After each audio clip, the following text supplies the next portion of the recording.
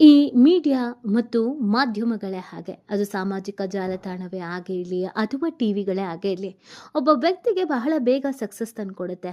ಅದೇ ರೀತಿಯಾಗಿ ಆ ವ್ಯಕ್ತಿಯನ್ನು ಕೆಳಗೆ ಹಾಕ್ಬಿಡುತ್ತೆ. ಎಷ್ಟರ ಮಟ್ಟಿಗೆ ಅಂದರೆ ಆ ವ್ಯಕ್ತಿ ಯಾವ ಹಂತಕ್ಕೆ ಹೆಸರನ್ನು ಸಂಪಾದಿಸಿರ್ತಾನೋ ಅದೇ ಹಂತಕ್ಕೆ ಹೆಸರು ಹೇಳದಂಗೆ ಮರೆಮಾಚಿ ಹೋಗ್ಬಿಡ್ತಾನೆ, ಮರೆಯಾಗಿ ಹೋಗ್ಬಿಡ್ತಾನೆ. ಜೊತೆಗೆ ಆಚೆನೂ ಬರೋಕ್ಕಾಗದೆ, ಒಳಗೂ ಇರೋದಕ್ಕಾಗದೆ, ಸಕ್ಸಸ್ಸು ಸಿಗದೆ, ಕಷ್ಟನೂ ಅನುಭವಿಸೋಕ್ಕಾಗದೆ ಮಾನಸಿಕವಾಗಿ ಖಿನ್ನತೆಗೆ ಒಳಗಾಗ್ತಾರೆ. ಈ ಥರ ನಮ್ಮಲ್ಲಿ ಸಾಕಷ್ಟು ಉದಾಹರಣೆಗಳಿದೆ. ಆ ಪೈಕಿ ಹುಚ್ಚ ವೆಂಕಟ್ ನಿಮಗೆಲ್ಲ ಗೊತ್ತಿರುವಂಥ ವ್ಯಕ್ತಿಗೆ ಒಂದು ಹಂತದಲ್ಲಿ TRPಯನ್ನು ಉಡೀಸ್ ಮಾಡ್ತಾ ಇದ್ದವರು. ಎಲ್ಲ ಚಾನಲ್ ಅವರು ಹುಚ್ಚ ವೆಂಕಟ್ ಬೇಕು ಅಂತ ಹೇಳ್ತಾ ಇದ್ರು. ಅಷ್ಟರ ಮಟ್ಟಿಗೆ ಹುಚ್ಚ ವೆಂಕಟ್ TRP ಕಿಂಗ್ ಆಗಿದ್ರು. ಎಲ್ಲಿ ಹೋದ್ರು ಅಲ್ಲಿ TRP ಅಂತೂ ಪೀಸ್ ಆಗ್ತಾ ಇತ್ತು. ಹುಚ್ಚ ವೆಂಕಟ್ ಅಂದ್ರೇನೆ TRPಗಾಗಿ ಅವರನ್ನು ಬಳಸ್ಕೊಂಡವರು ಅನೇಕ ಮಂದಿ. ಅದೇ ಹುಚ್ಚ ವೆಂಕಟ್ ಇವತ್ತು ಅವರ ಕೊನೆ ಹಂತದ ಜೀವನದಲ್ಲಿ ಸಾಕಷ್ಟು ಸಮಸ್ಯೆಯನ್ನು ಎದುರಿಸ್ತಾ ಇದ್ದಾರೆ. ಯಾವ ಶತ್ರಿಗೂ ಕೂಡ ಇಂಥದ್ದೊಂದು ಜೀವನ ಬೇಡ, ನರಕ ಅನುಭವಿಸ್ತಾ ಇದ್ದಾರೆ, ನರಳುತ್ತಾ ಇದ್ದಾರೆ, ಬೀದಿಗೆ ಬೀಳುವಂಥ ಪರಿಸ್ಥಿತಿಯಲ್ಲಿ ಇದ್ದಾರೆ. ಒಬ್ಬ ವ್ಯಕ್ತಿ ಕಣ್ಣೆದುರುಗಡೆನೆ ಇಷ್ಟರ ಮಟ್ಟಿಗೆ ಹಾಳಾಗ್ತಾರೆ ಅಥವಾ ಈ ಹಂತಕ್ಕೆ ಹೋಗ್ತಾರೆ ಅನ್ನೋದನ್ನು ನೋಡಿದಾಗ ಬೇಸರ ಅನಿಸುತ್ತೆ. ಆವಾಗ ಸಿನಿಮಾಗಳಿದ್ವು, ಹಾಡು ಹೇಳ್ತಾ ಇದ್ರು, ಎಲ್ಲ ಚಾನಲ್ ಅವರು ಕರೆದು ಕೂರಿಸ್ಕೊಳ್ತಾ ಇದ್ರು. ಇವತ್ತು ಅವ್ರ ಆರೋಗ್ಯ ಸಂಪೂರ್ಣವಾಗಿ ಹದಗೆಟ್ಟಿದ್ರು ಕೂಡ ಒಬ್ಬರು ಟ್ರೀಟ್ಮೆಂಟ್ ಕೊಡಿಸ್ತೀವಿ ಬನ್ನಿ ಅಂತ ಹೇಳೋದಕ್ಕೂ ಗತಿ ಇಲ್ಲ. ಅಷ್ಟಕ್ಕೂ ಹುಚ್ಚ ವೆಂಕಟಿಗೆ ಏನಾಗಿದೆ, ಅವರನ್ನು ಮಿಸ್ಯೂಸ್ ಮಾಡ್ಕೊಂಡವರು ಈಗ ಏನು ಹೇಳ್ತಾರೆ, ಹುಚ್ಚ ವೆಂಕಟ್ ಯಾವ ಪರಿಸ್ಥಿತಿಯಲ್ಲಿದ್ದಾರೆ, ಅವ್ರ ಕುಟುಂಬಸ್ಥರು ಎಲ್ಲಿ ಹೋದ್ರು. ಎಲ್ರಿಗೂ ಆಶ್ಚರ್ಯಕರವಾದಂಥ ವಿಚಾರ, ಹುಚ್ಚ ವೆಂಕಟಿಗೆ 3 ಮದುವೆ ಆಗಿತ್ತು, 3 ಹೆಂಡತಿಯರು ಎಲ್ಲಿ ಹೋದ್ರು, ಒಬ್ಬ ಮಗ ಬೇರೆ ಇದ್ದಾನೆ, ಆ ಮಗ ಎಲ್ಲಿ ಹೋದ, ಈಗ ಯಾರ ಜೊತೆಗಿದ್ದಾರೆ, ಇದೆಲ್ಲವನ್ನ ಈ ವಿಡಿಯೋದಲ್ಲಿ ಹೇಳ್ತಾ ಹೋಗ್ತೀವಿ. ಆದರೆ ಇಲ್ಲಿವರೆಗೂ ನಿಮ್ಮ ಮೆಗಾ ಸುದ್ದಿಯನ್ನು ಸಬ್ಸ್ಕ್ರೈಬ್ ಮಾಡಿಲ್ಲ ಅಂದರೆ ಈಗಲೇ ಸಬ್ಸ್ಕ್ರೈಬ್ ಮಾಡಿ. ಹೆಚ್ಚಿನ ಮಾಹಿತಿಗಾಗಿ ಬೆಲ್ ಐಕಾನ್ ಪ್ರೆಸ್ ಮಾಡೋದನ್ನು ಮರಿಬೇಡಿ. ಎಸ್, ಸದಾ ವಿವಾದಗಳಿಂದಲೇ ಸುದ್ದಿ ಆಗ್ತಾ ಇದ್ದ ಹುಚ್ಚ ವೆಂಕಟ್ ಬಹು ದಿನಗಳ ಬಳಿಕ ಈಗ ಜನರ ಮುಂದೆ ಬಂದಿದ್ದಾರೆ. ಒಂದು ಕಾಲದಲ್ಲಿ ಲಕ್ಷಗಟ್ಟಲೆ ಹಣ ಖರ್ಚು ಮಾಡಿ ಸಿನಿಮಾ ಮಾಡಿದ್ದ ಹುಚ್ಚ ವೆಂಕಟ್ ಇವತ್ತು ಅಕ್ಷರಶಃ ಬೀದಿಯಲ್ಲಿ ನಿಂತಿದ್ದಾರೆ. ಆದರೆ ಅಕ್ಕಭಾವನ ನೆರವಿನಿಂದ ತಲೆಯ ಮೇಲೆ ಒಂದು ಸೂರನ್ನು ಪಡ್ಕೊಂಡಿರುವಂಥ ಹುಚ್ಚ ವೆಂಕಟ್ ಜೀವನದಲ್ಲಿ ಆಗಬಾರ್ದೆಲ್ಲ ಆಗೋಗಿದೆ. ಕೆಲ ವರ್ಷಗಳ ಹಿಂದೆ ಅವ್ರು ಆಡ್ತಾ ಇದ್ದ ಮಾತಿನ ಗಡುಸುತನ ಈಗಿಲ್ಲ, ಆದರೆ ಅವರ ವಿಚಾರಗಳು ಮಾತ್ರ ಅವರಿಂದ ಮರೆಯಾಗಿಲ್ಲ. ಆದರೆ ತಣ್ಣಗಾಗಿದ್ದಾರೆ. ಅದಕ್ಕೆ ಕಾರಣನೂ ಇದೆ.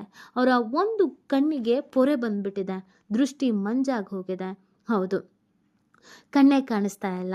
ಒಂದು ಕಣ್ಣು ಕಂಪ್ಲೀಟ್ ಆಗಿ ಪೊರೆ ಬಂದು ಹೋಗ್ಬಿಟ್ಟಿದೆ. ಆಪ್ರೇಷನ್ನ ಮಾಡಿಸ್ಲೇಬೇಕು.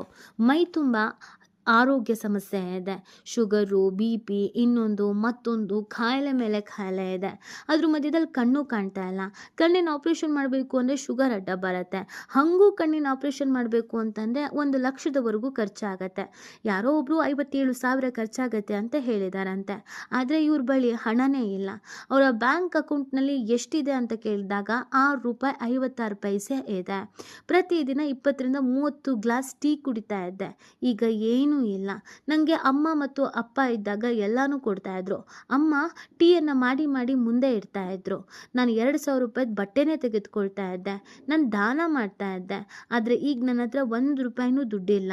ನಾನು ಅವಾಗ ₹100 ಎಲ್ಲ ನಾನು ಲೆಕ್ಕನೇ ಹಾಕ್ತಾ ಇರಲಿಲ್ಲ. ಆದರೆ ಇವಾಗ ನನ್ನ ಹತ್ರ ಕಾಸೇ ಇಲ್ಲ ಅಂತ ಹೇಳ್ಕೊಂಡು ಬೇಸರವನ್ನು ವ್ಯಕ್ತಪಡಿಸಿದ್ದಾರೆ. ಯೂಟ್ಯೂಬ್ ಚಾನಲ್ ಒಂದಕ್ಕೆ ಇಂಟರ್ವ್ಯೂ ಕೊಟ್ಟಿರುವಂಥ ವೆಂಕಟೇಶ್ ಅವರು ಇದೆಲ್ಲವನ್ನ ಮಾತನಾಡಿದ್ದಾರೆ.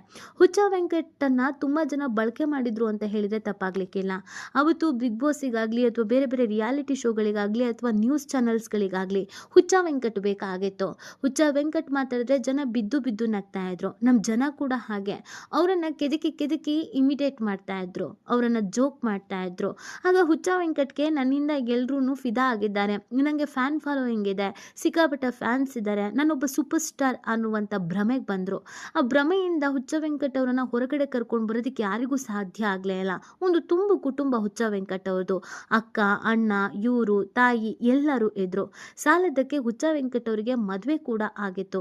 ಹೌದು, ತುಂಬ ಹಿಂದೆನೇ ಅವ್ರಿಗೊಂದು ಮದುವೆ ಆಗಿತ್ತು. ಆ ಫೋಟೋಸ್ಗಳು ಕೂಡ ಸಾಮಾಜಿಕ ಜಾಲತಾಣಗಳಲ್ಲಿ ವೈರಲ್ ಆಗಿತ್ತು.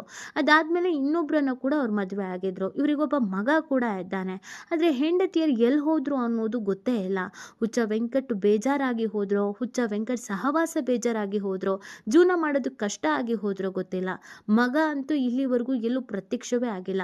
ಹುಚ್ಚ ವೆಂಕಟಿಗೆ ಮಗ ಇದ್ದಾನೆ ಅನ್ನೋದು ಅದು ಎಷ್ಟೋ ಮಂದಿಗೆ ಗೊತ್ತೂ ಇಲ್ಲ, ಗೊತ್ತಾದರೆ ಅದನ್ನು ಒಪ್ಕೊಳ್ಳೋ ಪರಿಸ್ಥಿತಿಯಲ್ಲೂ ಇಲ್ಲ.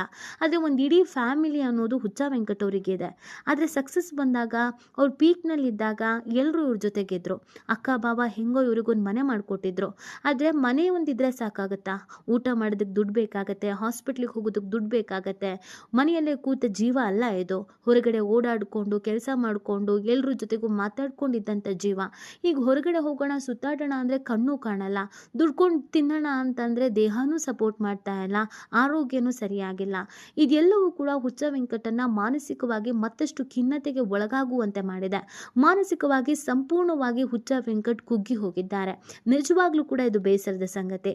ಒಬ್ಬ ಸಿನಿಮಾ ಕಲಾವಿದ ಸಾವನ್ನಪ್ಪಿದ ಮೇಲೆ ಹಾಗಾಯ್ತು ಹೀಗಾಯ್ತು ಅಂತ ಅಂತಾರೆ, ಯಾರೊಬ್ರು ಸಹಾಯಕ್ಕೆ ಬರ್ಬೋದು ಅಂತ ಅಂತಾರೆ. ಆದರೆ ಅವರು ಕೊನೆ ಕ್ಷಣದಲ್ಲಿ ಇರಬೇಕಾದ್ರೆ ಅವ್ರ ಸಹಾಯಕ್ಕೆ ಯಾರಾದ್ರೂ ಬಂದು ನಿಂತಿದ್ದೇ ಆಗಿದ್ದಲ್ಲಿ ಅವ್ರ ಜೀವನನ ಅವರು ಕಟ್ಕೊಳ್ಬಹುದು. ಆದರೆ ಹುಚ್ಚ ವೆಂಕಟ್ ಪರಿಸ್ಥಿತಿಯಲ್ಲಿ ಎಲ್ಲ ಲಾಭ ನೋಡಿದವರೇ ಜಾಸ್ತಿ. ಈಗ ಕೆಲವು ವರ್ಷಗಳಿಂದ ಸಾಕಷ್ಟು ಸಮಸ್ಯೆಯನ್ನ ಎದುರಿಸ್ತಾ ಇದ್ದಾರೆ, ಅನುಭವಿಸ್ತಾ ಇದ್ದಾರೆ. ನನ್ನ ಹತ್ರ ದುಡ್ಡಿಲ್ಲ, ನನಗೆ ಯಾರ ಸಹಾಯವೂ ಬೇಡ, ನನಗೆ ಜನ ಪ್ರೀತಿ ಕೊಟ್ಟಿದ್ದಾರೆ ಸಾಕು ಅಂತ ಕಣ್ಣೀರು ಹಾಕ್ತಾ ಇದ್ದಾರೆ. ನಿಜವಾಗ್ಲೂ ಇವತ್ತಿಗೂ ಅದೇ ಮುಗ್ಧತೆಯನ್ನು ಹುಚ್ಚ ವೆಂಕಟ್ ಇಟ್ಕೊಂಡಿದ್ದಾರೆ. ಜನ ದುಡ್ಡು ಕೊಡೋಕೆ ಬಂದ್ರೂ ಇಸ್ಕೊತಾ ಇಲ್ಲ. ಆದರೆ ಆದಷ್ಟು ಬೇಗ ಅವರಿಗೆ ಆಪ್ರೇಷನ್ ಆಗಲಿ ಅನ್ನೋದು ಎಲ್ಲರ ಆಶಯ. ಈ ಬಗ್ಗೆ ನಿಮ್ಗೇನು ಅನಿಸುತ್ತೆ ಅನ್ನೋದನ್ನು ನೀವು ಕೂಡ ಕಮೆಂಟ್ ಮಾಡಿ ನಿಮ್ಮ ಅನಿಸಿಕೆಯನ್ನು ತಿಳಿಸಬಹುದು.